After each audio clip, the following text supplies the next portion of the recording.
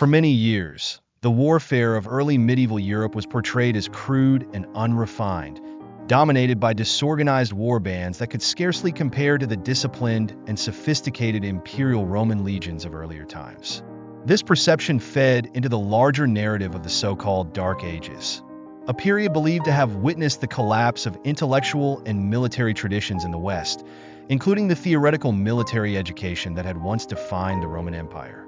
However, recent scholarship has begun to challenge this outdated view, revealing that the military elites of the early medieval period not only preserved Roman military manuals, but also applied their principles in combat.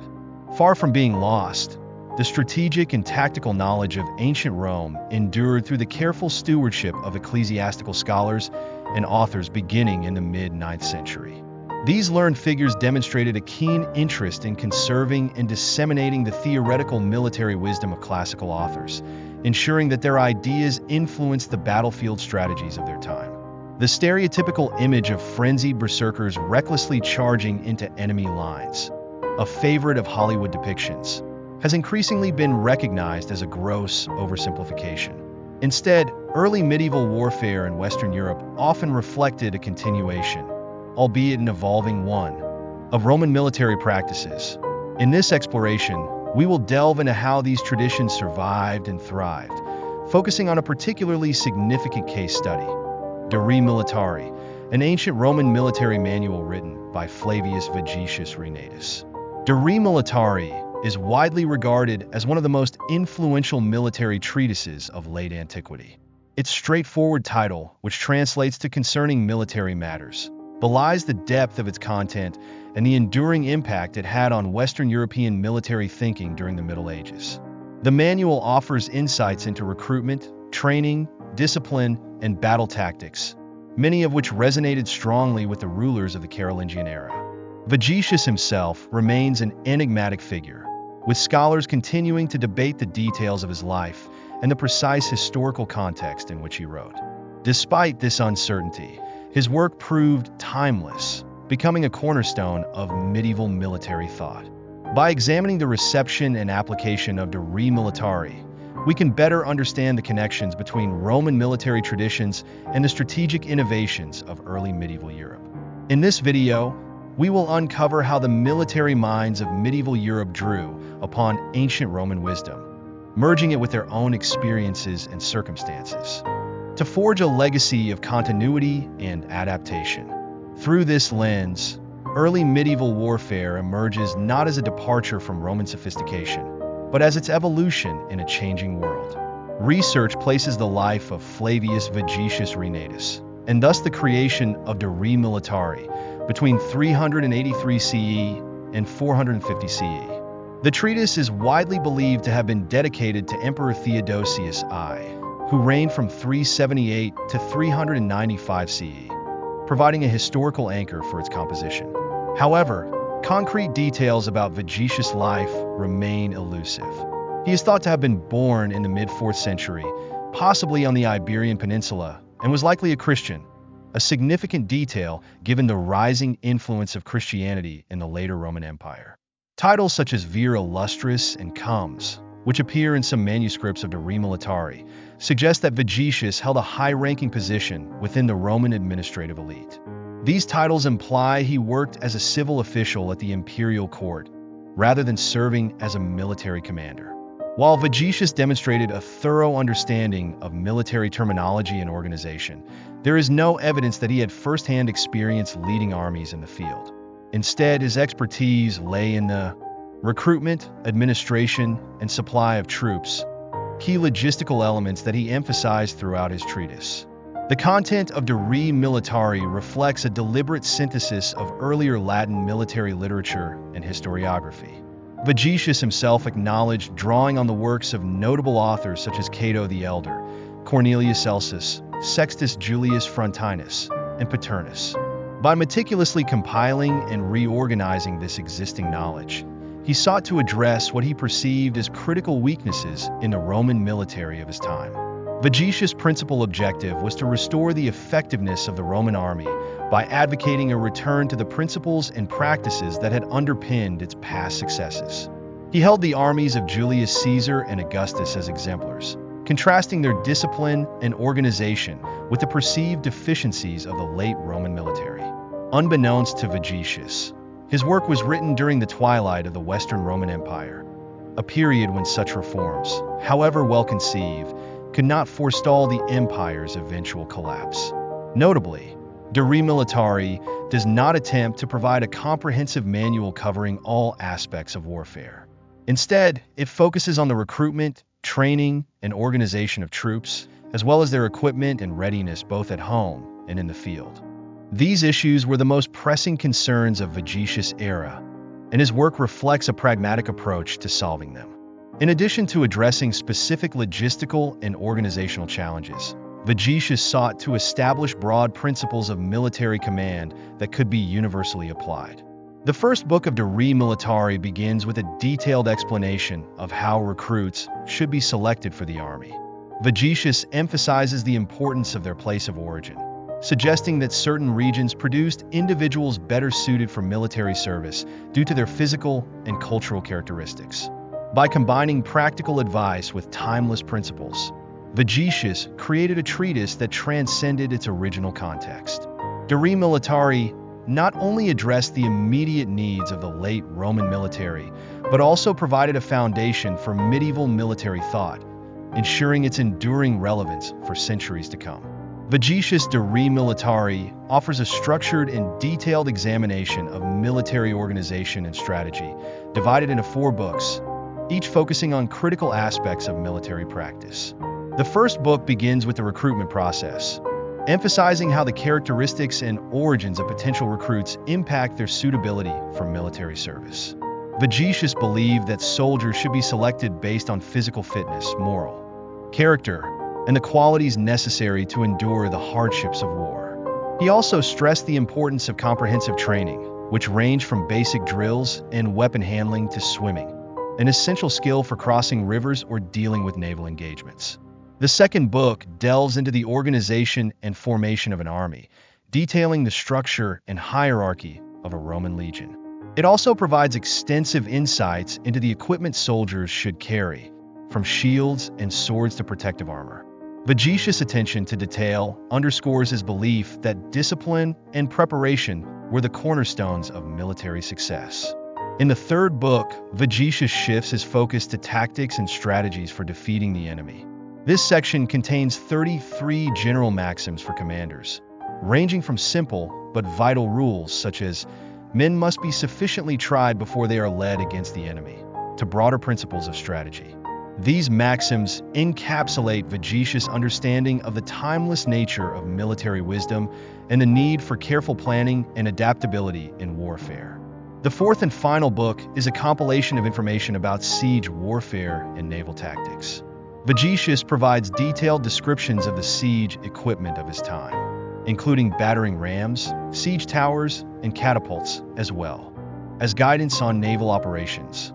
This concluding section serves as a comprehensive guide to the logistical and technical aspects of Roman military campaigns. It is unclear how widely De Re Militari was used during the final years of the Western Roman Empire, but its influence extended far beyond this period. The work was known in Constantinople, where parts of it were incorporated into Strategicon, a military manual attributed to the Byzantine Emperor Mauritius. Notably, 21 of Vegetius' regulae, the general rules presented in the third book, appear in this Byzantine text, marking the beginning of a long legacy of reception and adaptation. The enduring impact of De Re Militari is evident in its survival through over 200 known medieval manuscripts. During the late Middle Ages, the treatise influenced prominent figures such as Christine de Pizan, who referenced it in her works, and the authors of the ordinances of Charles the Bold. Even as the nature of warfare transformed in early modern Europe, Vegetius' treatise remained a foundational text for aspiring military leaders until the publication of Clausewitz's Vom Krieg. Another significant Roman military manual that influenced medieval and later military thought was Stratagemata by Sextus Julius Frontinus. Unlike Vegetius, Frontinus was an experienced military commander, serving under Emperor Domitian and leading campaigns along the Germanic frontier and in Britannia, where he also served as governor. Although Frontinus' treatises on military theory have been lost, his Stratagemata survives. This work is a collection of strategic examples and military exploits by Greek and Roman generals, intended to serve as a guide and inspiration for future commanders. The Stratagemata demonstrates Frontinus' practical knowledge and keen analytical skills, offering examples of how generals adapted to specific challenges and achieved victory through ingenuity and resourcefulness. These examples often complemented Vegetius' more theoretical approach, providing a broader perspective on Roman military thought that continued to resonate well into the Middle Ages and beyond. Together, the works of Vegetius and Frontinus represent the rich legacy of Roman military literature, which not only documented the practices of their time, but also laid the groundwork for centuries of military theory and practice.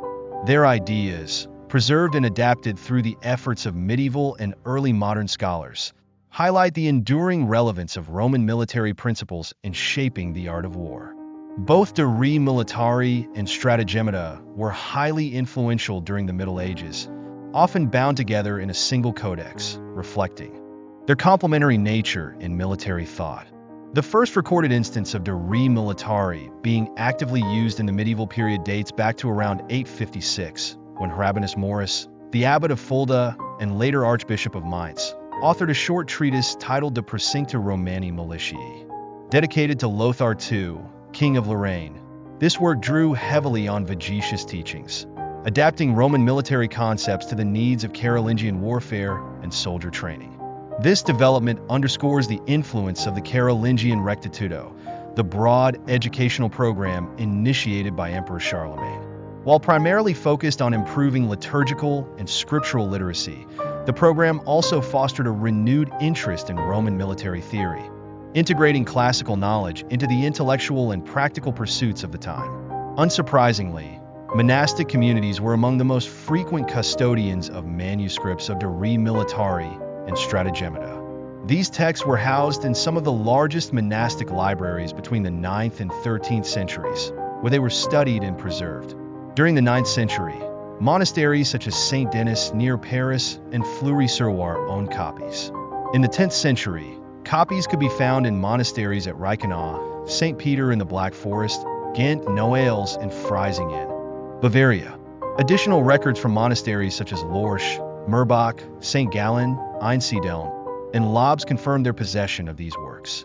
Surviving library catalogs from these institutions provide evidence of the widespread dissemination and use of these now-lost manuscripts. While monastic communities were instrumental in preserving these military treatises, secular rulers and military leaders also valued them. Contrary to earlier assumptions about their limited literacy or interest in classical texts, many early medieval military elites actively engaged with works like De Re Militari. Excerpts and full copies of Vegetius' treatise were found in the libraries of royal courts and noble houses. For example, Louis the German owned a copy, and his brother, Charles the Bald, received a partially defective version from Bishop Frecholf of Lisieux to aid in his campaigns against the Norsemen. Similarly, Bishop Hargar of Liège gifted a copy to Eberhard, Margrave of Friuli, hoping it would assist in battles against Slavs and Islamic forces. Further evidence of the text's utility appears in the will of Eckhard, Count of Macon, who died around 876. His will mentions a book titled De Arte Militari, almost certainly a version or compilation of Vegetius' work. These examples highlight how De Re Militari was not just a scholarly text, but a practical resource for medieval rulers facing complex military challenges. Stratagemata, written by Sextus Julius Frontinus, also found a receptive audience in the medieval period. The oldest surviving copy known to circulate in Francia dates back to the second quarter of the 9th century. Emperor Otto I possessed a copy gifted to him by his brother Brun. A dedication poem within the manuscript emphasizes its utility in achieving Otto's military objectives. This growing body of evidence challenges the assumption that early medieval military leaders were disinterested in theoretical military knowledge. On the contrary, they showed a particular interest in sections of these texts that addressed tactical and strategic issues directly applicable to their campaigns. These treatises not only preserved Roman military wisdom, but also provided medieval commanders with a framework for addressing the unique challenges of their era, blending ancient principles with contemporary needs. Together, De Re Militari and Stratagemata illustrate the enduring influence of Roman military theory across centuries, shaping the strategies and practices of medieval Europe's military elites. Their legacy serves as a testament to the adaptability and timelessness of classical knowledge in an ever-evolving world of warfare. Siege warfare and the use of siege weapons were among the most prominent aspects of De Re Militari and Stratagemata. While these topics undoubtedly captured the attention of historians and military practitioners alike, scholars such as David S. Bachrach emphasized that these late antique Roman military manuals held far greater significance. They were critical not only for understanding siege techniques, but also for the broader training and education of the nobles at Carolingian and Ettonian courts, as well as in church schools. The influence of these texts extended well into the 10th century, underscoring their enduring relevance for nobles engaged in military affairs. Their audience was not limited to monastic communities preserving knowledge for historiographical purposes. Instead, these works found a receptive readership among nobles who sought to enhance their understanding of soldier training, troop formations, and battlefield tactics. This interest likely stemmed from a desire to incorporate Roman military principles into the training of young nobles, or for personal education to enhance their strategic capabilities. Importantly, the transmission of Vegetius ideas did not necessarily require direct reading by all recipients. Semi-public readings at court or in educational settings, excerpts shared through manuscripts, and oral communication played significant roles in disseminating these concepts. Such methods ensured that Roman military knowledge reached a wide audience, influencing the education of early medieval elites and shaping the strategies of contemporary military leaders. An illustrative example of how these manuals' knowledge was applied is the Battle of the River Raxa in 955, described in Widukind of Corvy's Rerum Gestarum Saxonicarum. During this campaign, Emperor Otto I led his forces against the rebellious Obodrite Slavs.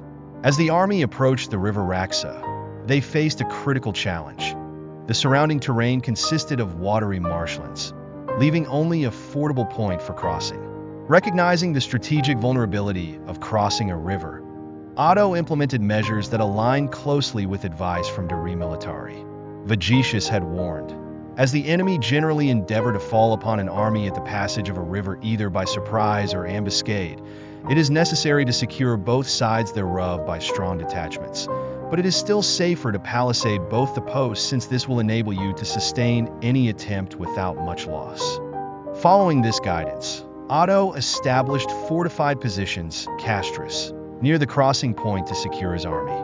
These precautions demonstrate a direct application of Roman military theory, emphasizing preparation and defense during vulnerable maneuvers like river crossings.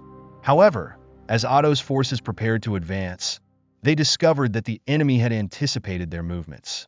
The Slavs had fortified their position on the opposite bank, effectively encircling Otto's army. This moment underscores the challenges of implementing even the most well-thought-out strategies in dynamic and unpredictable battlefield conditions. Nevertheless, Otto's reliance on Vegetius principles highlights the continued influence of Roman military thought on medieval warfare. The events at the River Raxa serve as a testament to how De Re Militari and Stratagemata were not merely theoretical texts, but practical guides that informed real-world decision-making. They bridged the gap between antiquity and the medieval world, providing a foundation for strategic innovation and adaptation in the face of evolving military challenges. Through these examples, it becomes evident that the knowledge preserved in these manuals was instrumental in shaping the military education and strategies of early medieval Europe. Whether through direct study, oral tradition, or adapted application, the enduring legacy of Roman military wisdom continued to resonate with the leaders and soldiers who navigated the complexities of medieval warfare. The fortified position held by the Obodrites at the River Raxa was commanded by Princes Naco and Stoinov, presenting a formidable challenge for Emperor Otto I. The Obodrites not only defended the river crossing, but had also effectively blocked Otto's route of retreat by felling trees along the roads. With supplies dwindling and the enemy entrenched in a strong defensive position, Otto's situation was dire. Recognizing the necessity of decisive action, Otto initially dispatched Khamsjaro to negotiate with the Abadrites. However, these efforts proved futile, leaving Otto with no choice but to force a crossing. In crafting his strategy, Otto likely drew upon his military education and knowledge derived from Roman military texts, particularly Stratagemata. Frontinus examples, which included the exploits of leaders like Gnaeus Pompey, Porus, Alexander the Great, and Xenophon, provided valuable lessons for overcoming seemingly insurmountable odds. The key in such scenarios, as emphasized by Frontinus, was to mislead the enemy or create a diversion that opened alternative paths for attack. Otto implemented a classic diversionary tactic, employing arrows and war machines, likely field artillery such as ballistas and catapults, as described in De Re Militari, to provoke the Abadrites into committing their forces to defend the ford. Meanwhile, he prepared his troops as if for a direct assault, creating the impression that a full-scale attack was imminent. The ruse successfully kept the Abadrites concentrated at their defensive position. While the Abadrites focused on the ford, Otto executed the second phase of his plan. Khamsjaro led a detachment of Rugians downstream and constructed 3 bridges approximately a mile away from the main crossing point. Following Vegetius' recommendations, Otto's army likely carried prefabricated pontoon bridge components. As Vegetius detailed, the legion carries with it a number of small boats, each hollowed out of a single piece of timber, with long cables and sometimes iron chains to fasten them together. These boats, joined and covered with planks, serve as bridges over unfordable rivers, on which both cavalry and infantry pass without danger. Once the bridges were complete, Gero signaled Otto, who sent a contingent of cavalry across the river. The Abadrites attempted to intercept the crossing, but their foot soldiers were too slow to prevent it. Otto's cavalry, reinforced by Gero's detachment, swiftly overwhelmed the opposing forces, killing many and advancing to threaten the Abadrite encampment. This maneuver forced the Abadrites to divide their attention between defending the ford and addressing the cavalry threat. Capitalizing on the chaos, Otto led the remainder of his army across the ford, engaging the distracted Abadrite forces. The combined assault proved decisive. The Abadrites were routed, suffering heavy casualties as they fled. By the end of the day, Otto's forces had captured the Abadrite camp, securing a significant victory. This battle at the river Raxa exemplifies the enduring influence of Roman military manuals, which provided essential guidance for medieval leaders navigating the complexities of warfare. Preserved by monks and ecclesiastical institutions, these texts played a pivotal role in the education of Carolingian and Ettonian military elites.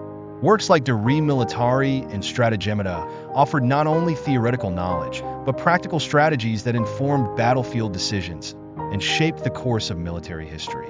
As historian David S. Bachrach observes, the warfare of early medieval Europe reflected a synthesis of Roman military traditions and the evolving needs of successor states. Far from being rudimentary, the military strategies of the Roman Germanic kingdoms demonstrated a level of sophistication deeply rooted in the classical world. This continuity is aptly summarized by the statement, all in all, warfare in the Roman Germanic successor empires reflects the world of Romania rather than that of Germania. The survival and application of Roman military wisdom highlight the intellectual and practical legacy of these texts, which continued to influence military thought into the early modern period. Through their preservation and adaptation, Vegetius and Frontinus contributed to a long-standing tradition of strategic innovation and education that shaped the trajectory of European warfare.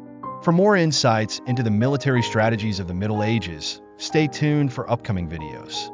Don't forget to like, subscribe, and hit the bell icon to ensure you never miss new content. Exclusive weekly content for patrons and YouTube members is now available, offering early access, private Discord discussions, and much more. Join us on this journey through history. This is the Kings and Generals channel, and we'll see you in the next episode.